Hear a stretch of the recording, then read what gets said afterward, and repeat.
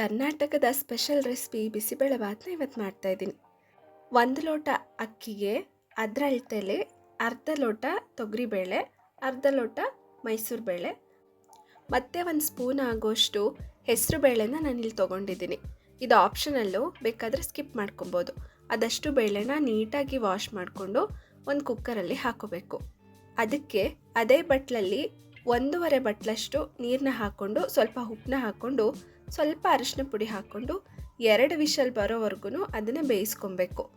ಇದ್ರ ಜೊತೆ ತರಕಾರಿನೂ ಹಾಕೊಬೋದು, ಬಟ್ ನಾನಿಲ್ಲಿ ತರಕಾರಿನ ಸಪ್ರೇಟಾಗಿ ಹಾಕ್ಕೊತಿದ್ದೀನಿ.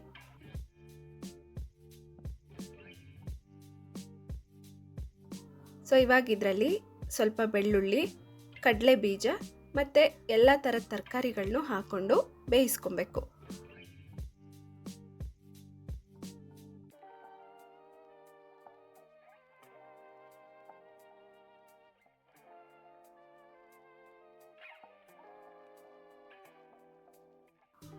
ಇದಕ್ಕೆ 1 ವಿಷಲ್ ಆದರೆ ಸಾಕಾಗತ್ತೆ.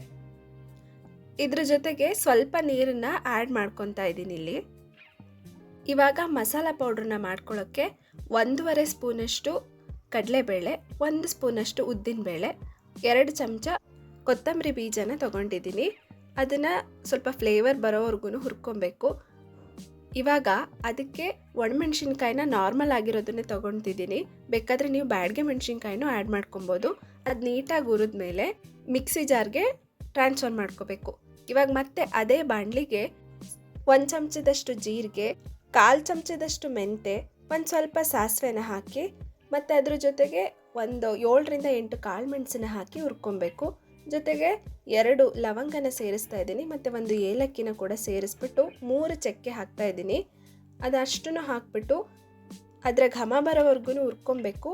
ನಂತರ ಅದನ್ನು ಕೂಡ ಮಿಕ್ಸಿ ಜಾರ್ಗೆ ಟ್ರಾನ್ಸ್ಫರ್ ಮಾಡಿಕೊಂಡು ಅದನ್ನು ಸಣ್ಣದಾಗಿ ಪೌಡ್ರ್ ಮಾಡ್ಕೊಬೇಕು. ಇವಾಗ ಒಗ್ಗರಣೆಗೆ 3 ಚಮಚದಷ್ಟು ಎಣ್ಣೆನ ಯೂಸ್ ಮಾಡ್ತಾ ಇದ್ದೀನಿ. ಅದಕ್ಕೆ ಸ್ವಲ್ಪ ಸಾಸಿವೆ ಮತ್ತು 2ರಿಂದ 3 ಎಸಳು ಬೆಳ್ಳುಳ್ಳಿ ಮತ್ತು ಈರುಳ್ಳಿನ ಹಾಕಿ ಚೆನ್ನಾಗಿ ಫ್ರೈ ಮಾಡ್ಕೊಬೇಕು. ಜೊತೆಗೆ ಒಣಮೆಣ್ಸಿನ್ಕಾಯಿ ಆಪ್ಷನಲ್ ಸೇರಿಸ್ಕೊಬೋದು.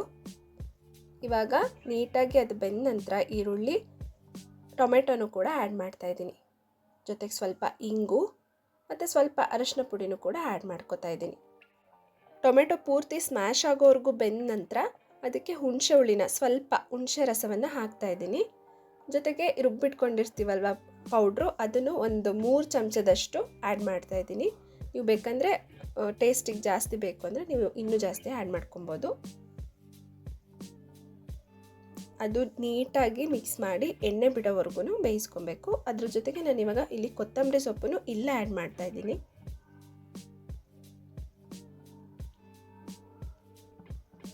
ಸ್ವಲ್ಪ ಕಾಯಿ ತುರಿ, ಇದು ಆಪ್ಷನಲ್ಲು, ನೀವು ಸ್ಕಿಪ್ ಮಾಡ್ಕೊಬೋದು. ಇದು ಬೆಂದ ನಂತರ ರುಚಿಗೆ ತಕ್ಕಷ್ಟು ಉಪ್ಪನ್ನ ಕೂಡ ಆ್ಯಡ್ ಮಾಡ್ತಿದ್ದೀನಿ. ಸ್ವಲ್ಪ ನೀರು, ಅಟ್ಲೀಸ್ಟ್ 1 ಲೋಟದಷ್ಟು ನೀರನ್ನ ಹಾಕ್ತಾ ಇದ್ದೀನಿ.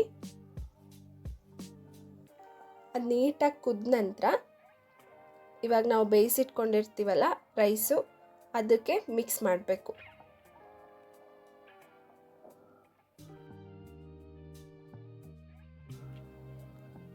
ಸೊ ಇವಾಗ ನೀಟಾಗಿ ಮಿಕ್ಸ್ ಮಾಡಿದರೆ